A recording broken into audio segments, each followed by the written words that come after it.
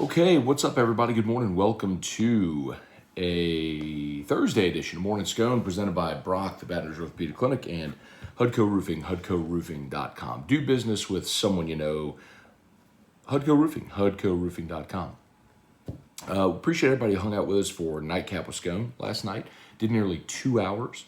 That's our Wednesday night show. We fire it up around 9 p.m. It is sort of an adult show, I'll warn you. We do it late. We pour whiskey, and the kiddos are in bed by that point. Should be.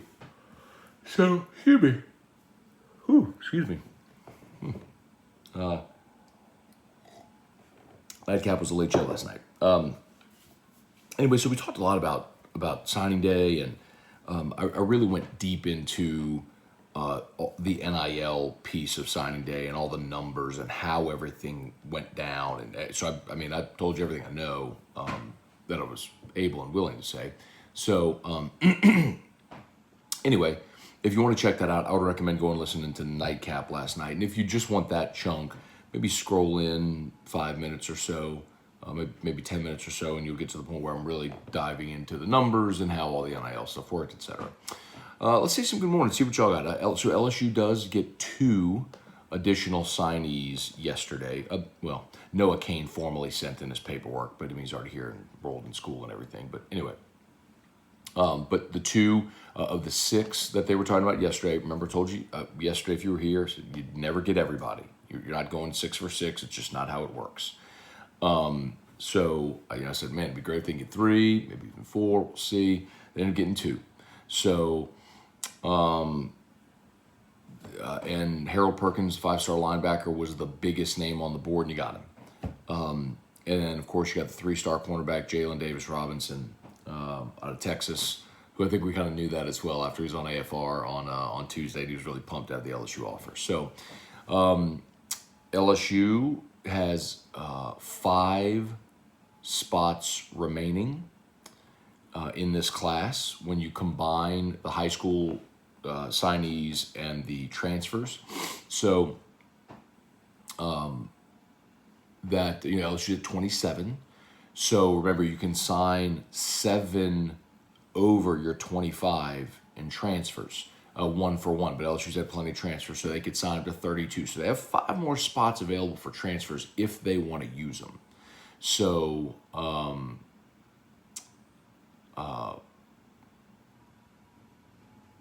when you look ahead to post-spring, if there are, and look, there's spots where they need help. I would say tight end is probably at the top of that list. Not getting Danny Lewis yesterday, him going to Bama stunk, but I told you about it. Danny Lewis, he got $25,000 from Alabama, and he got nothing from LSU. So he took the $25,000 and went to Bama. So, anyway, so tight end's a spot that they could certainly use some help. And then it's really, I think, if you have a best available type thing, you'd consider it. All right, let's say some good mornings here. Ryan, Amanda Guidry, Tommy Vienendahl, David Coslin, number 6 overall. Yeah, so what he's referring to there is if in the 247 rankings, if you combine the rankings of the high school players and the transfer players, the total class ranking, they have LSU at 6. David Wallace, Shane Henry, Etu Joel. Good to see you back, man. Steve Scott, good morning. Enjoyed Nightcap last night. Overall feeling on how Brian Kelly's doing leading the program. Steve, this is not a homer comment. I think he's doing a magnificent job. You got to understand what he inherited. I know we've talked about it a lot here, but the roster was decimated. Ed Ogeron did not recruit well at the end. And there's a caveat here. Because I say that, and a lot of you are going to go to class rankings, and that's fine. But look at the product on the field. And if you talk to people on the recruiting staff, on the on-field staff, people close to the program, they'll tell you, Ed became so fixated on recruiting star rankings and not recruiting need. And they missed on players that could have been really good players here because they either recruited them to the wrong position or they missed out on guys that they didn't think could play here because they weren't a high enough star ranking, whatever the case may have been. So,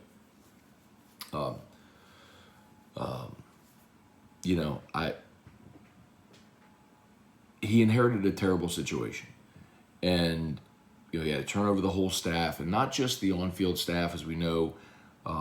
They've turned over some 40 people in football ops, from on-field coaches to analysts to recruiting staff to the people who answer the phones. I mean, it's like they have gone in there and just gutted the thing. So he's had a massive rebuild of all of that to get people in there and sort of change the culture in that building. So he has had a really, really tough job, and I think he's done great. I mean, to address the roster the way he has, I think he's assembled a really good coaching staff. It's a good blend of people that know him and know Louisiana, like we've talked about. I think he's done a fantastic job. I really do. And all that to say, like, they're not winning a championship in 2022, but they're going to be competitive. Hey, Dad, good morning. Nicholas Alexander, Kelly Presley, Rachel Goff, good morning. Lowell Cormier, Henry Gordon Bennett. Matt, can you get sliced bread for a guest on AFR? Nope.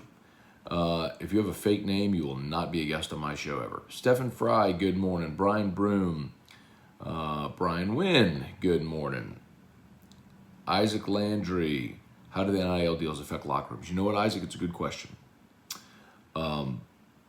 And I will tell you this, that when Ed was on his way out, he did have some pretty candid conversations about how he didn't foresee how NIL would affect the locker room, and it did affect things. I think the best example of it is Elias Ricks.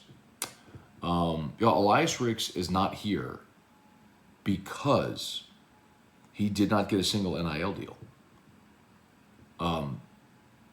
There was some resentment that Stingley got. Ricks was a 5-star, number 1 corner in the country, all that stuff, and Stingley got all the NIL opportunities coming into this year, and he got none. And they sought out NIL deals. Ricks did, and got nothing. So yes, that absolutely, it was poorly managed, like everything else with Ed Orgeron. I mean, I know y'all think all I do is dump on Ed, but there's a lot to dump on. Did it look like it affected Georgia or Alabama or other teams that win?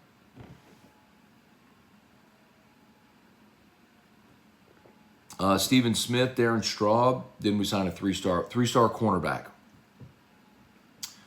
But the caveat to that is always, well, Justin Jefferson was a 2-star. What's your point? Danny Lewis, the tight end out of Westgate's a 3-star. You wanted him, he went to Bama. Bama signed a 3-star. I don't care.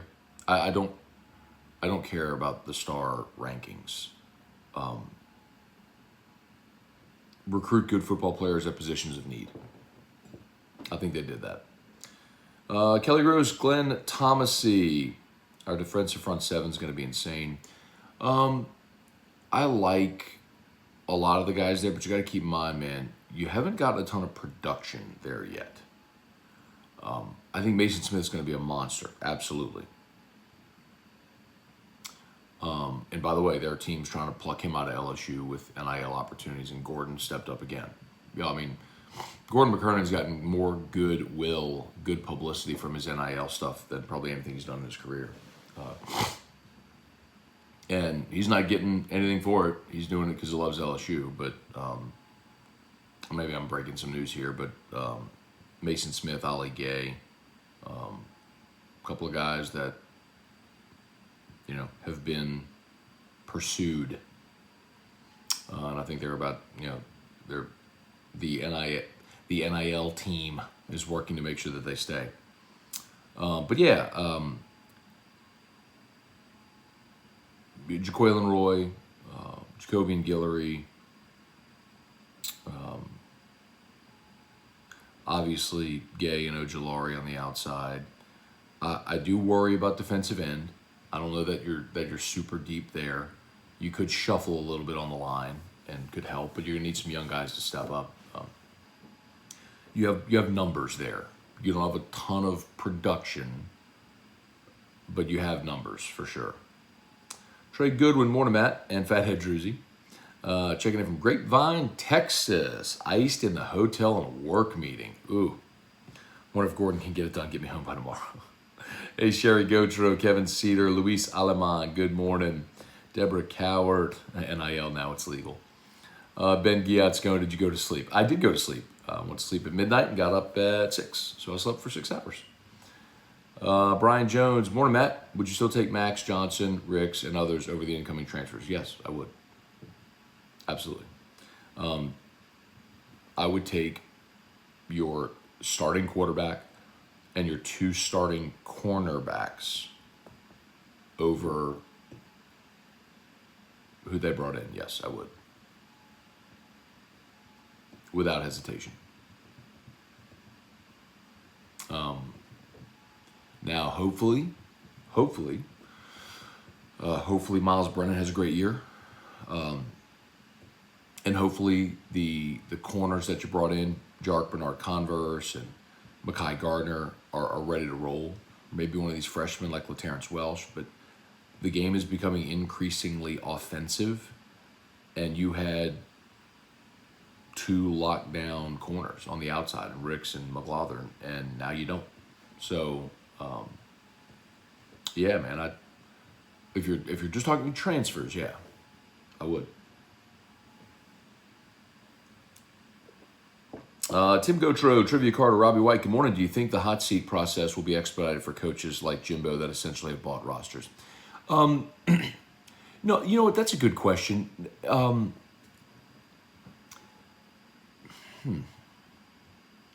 I'm just thinking Jimbo specifically because they've committed to him so long term. No, I don't think so. I think they're pot committed there with Jimbo. He's their guy, and they're riding. So, I think about Mac Brown, who, won 10 games every year at Texas for a decade, but the knock on him was that remember, he never got to a BCS game. They'd win 10 games every year, but they never got to a BCS game. So hang on, let me look that up. Let's see, Mac Brown at Texas. Here you go. So he goes 9-3, 9-5, 9-3, starting in 2001, 11-2, 11-2, 10-3, 11-1, then finally won the national championship, 13-0. So 3 9-win seasons, then 11-11, 10-11, and couldn't get to the BCS, and then finally did in 05, and then after that 10-3, 10-3, 12-1, and then 13-1 where they lost the national championship game to Bama, and then after they lost that, then 5, 8, 9, 8, and he was gone. But 1, 2, 3, 4, 1, 2, 3, 4, 5, 9 straight double-digit win seasons, and it took him. It was the 5th of his consecutive double-digit win seasons and 8th season at Texas before he won the national championship. So some schools are willing to be patient as long as you're winning at that clip. Mr. Jones, Wendell Norman, M. Bitter. Would love to get Jacoby, but Perkins was a great get. I agree. I think Perkins is the best player in the country at arguably your biggest position of need. Brian Penton, good morning. Trivia Carter, how's he rocking when she fell? Was it in slow motion? I don't think so.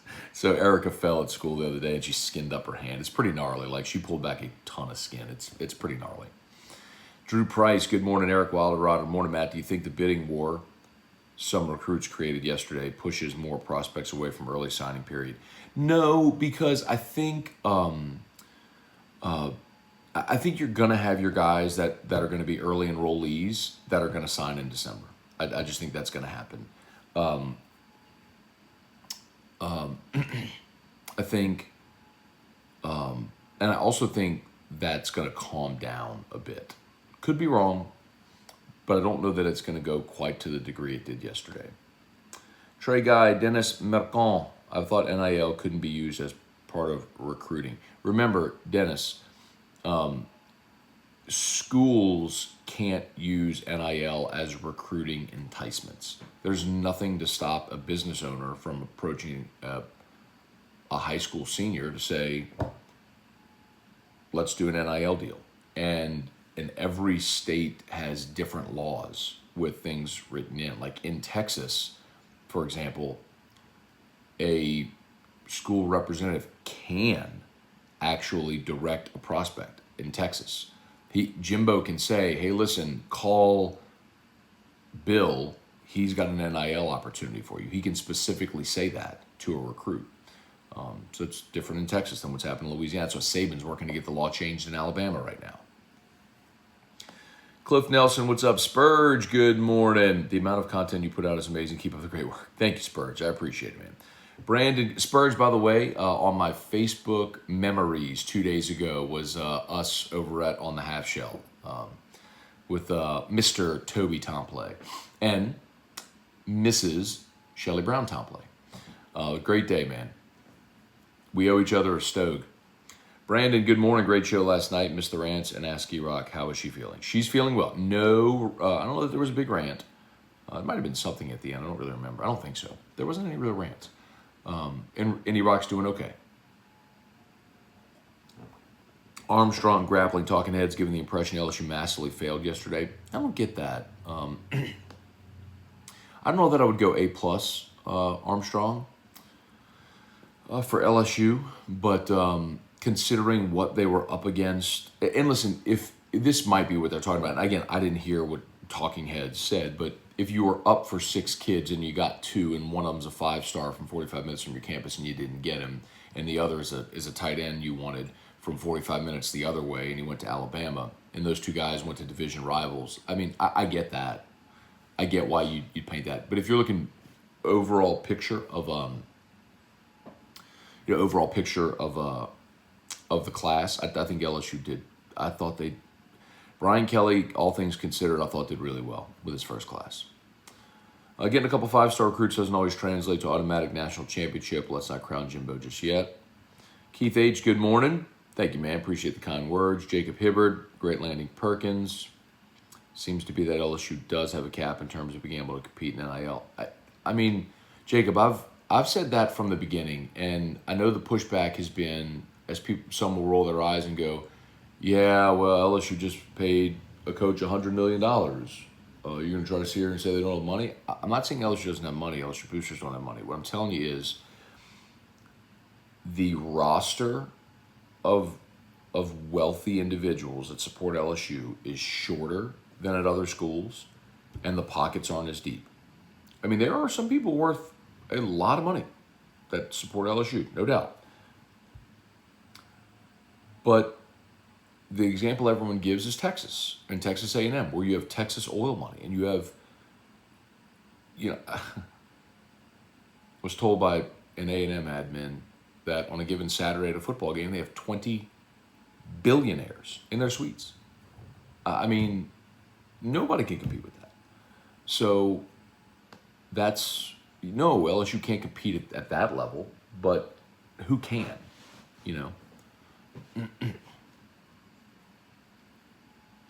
Sean Comiskey, what was up with Max leaving?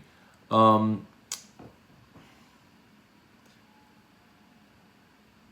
right, put yourself in Max Johnson's shoes.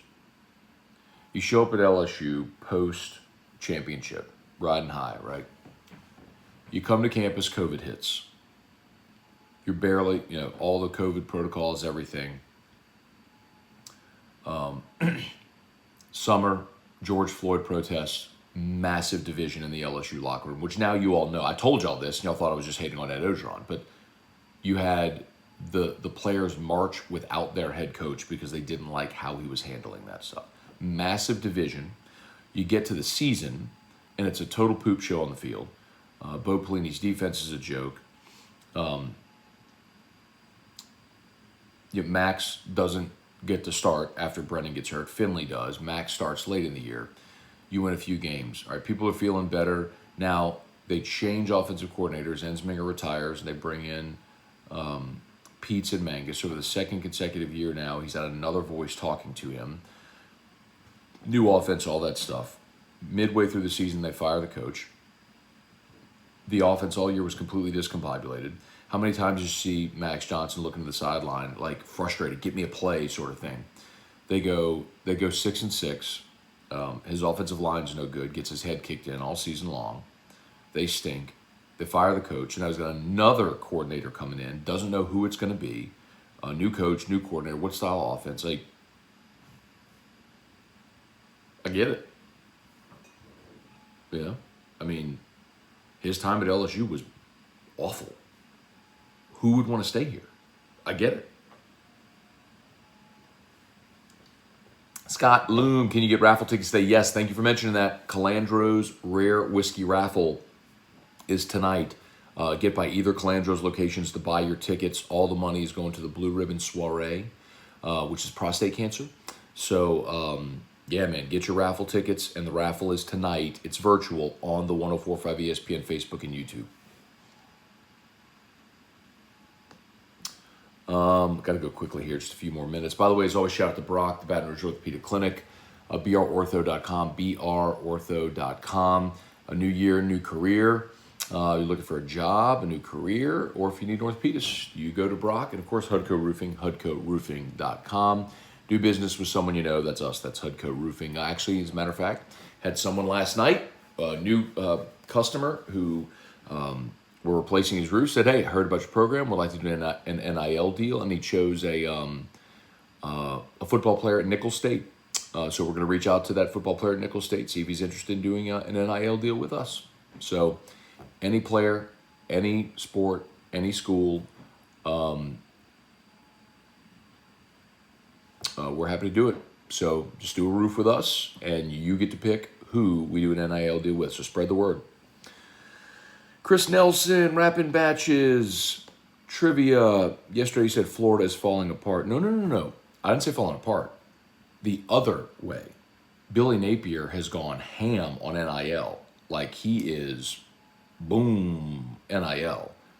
Like, he's going to be a problem, NIL, is what I mean. Opposite of falling apart. Tim Gotro, recruiting quality football positions of need and coaching them up. Think we've done a good job on the first part. Pretty confident we'll do a great job on the second part. That's well put. Jacob Hipper, do you think it's unrealistic to expect us to compete for championships since we have these limitations? Not at all. Jacob, again, I'll say this. I want to say this again. The advantage LSU has is the dirt. That's the levelized playing field. It's the dirt. Is Louisiana, right? You will always have in this state Walker Howard and Will Campbell, Jack Bash, Emory Jones, guys that would cut off their arm to play at LSU, no matter what. So you're always going to have elite prospects that want to come here regardless of NIL. And they're like, I will figure out NIL when I get there. Like, I'm going to tell you flatly, Walker Howard's going to want to do NIL deals, and he's going to get them too. But he didn't need NIL deals to sign. You see what I mean? That's an advantage that LSU has, that Ohio State has, that Georgia has, as the only Power 5 in a talent-rich state where there's just going to be kids that grew up aching to play for your school in a talent-rich state. You're always going to have that. Paul Keller, do we switch to 3/4 Perkins? No. Listen, nobody does. That's why it's so stupid listening to Ogeron last year. Nobody does straight 3/4, 4-3. Everyone uses multiple fronts because basically everybody plays base defense in the nickel with 5 defensive backs. Everybody throws the ball all the time now. So, you have odd looks with 2 linebackers, and some are at the line of scrimmage, and you shift and you play and you stunt and you play gaps, and it's just different, man. Like, nobody is hand in the dirt 4-3 and that's it. I mean, it's just nobody does that anymore. It's how you utilize your personnel. So, anyway.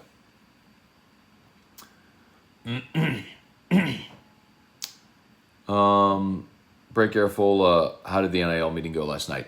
But my understanding is it was packed. I didn't go, and I think I told you this last night. I had lunch with the people that were running that meeting.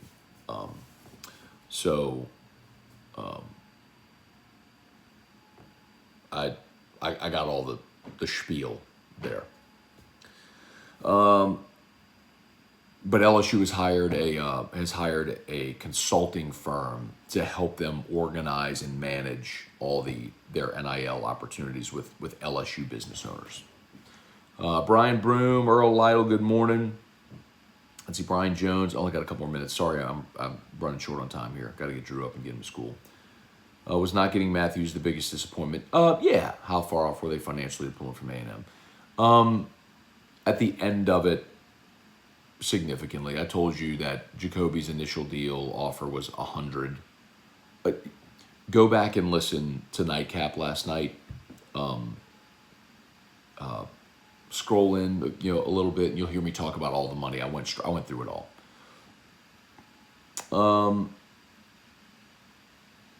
What's going on with the Honey Badger at KC? Don't know. Feel good about running back, even though we didn't get Citizen.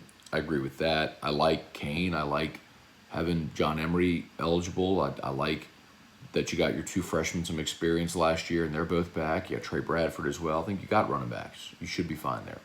Jonas Melansaw, good morning. Never hear of NIL deals for baseball players. Are they getting deals too? Yep, by the way, Gavin Dugas, Cade Beloso, Mikhail Hilliard, all Hudco hometown heroes, by the way. And more to come. Ross Giod, good morning. Not too early for whiskey. You do you, Ross. Blake Martin, there needs to be a cap on NIL. Not going to happen, Blake. And no, there doesn't. I'm a free market capitalist, bro. How can you tell someone that they can't make what someone's willing to pay?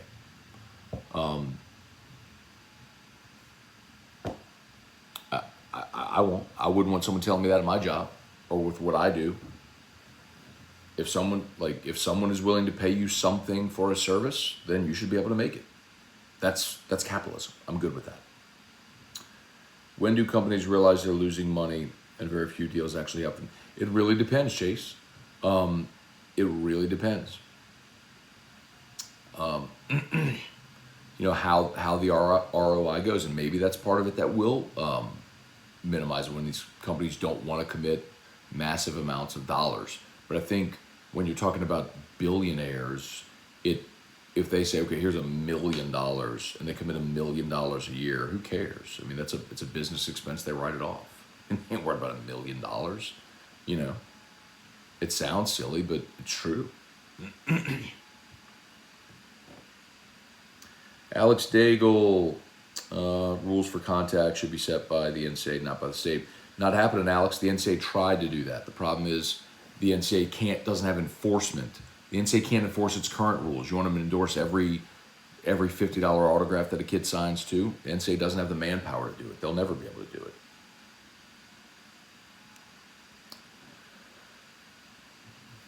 Where can we get info on how to give out NIL deals? I'm from Lafayette. I'm interested.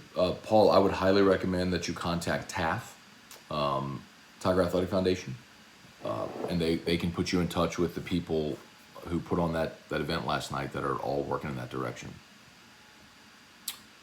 Josh DeVilliers, Mark Hawkins, or you could always just reach out to the athlete. I mean, that is allowed. Just reach out to the athlete.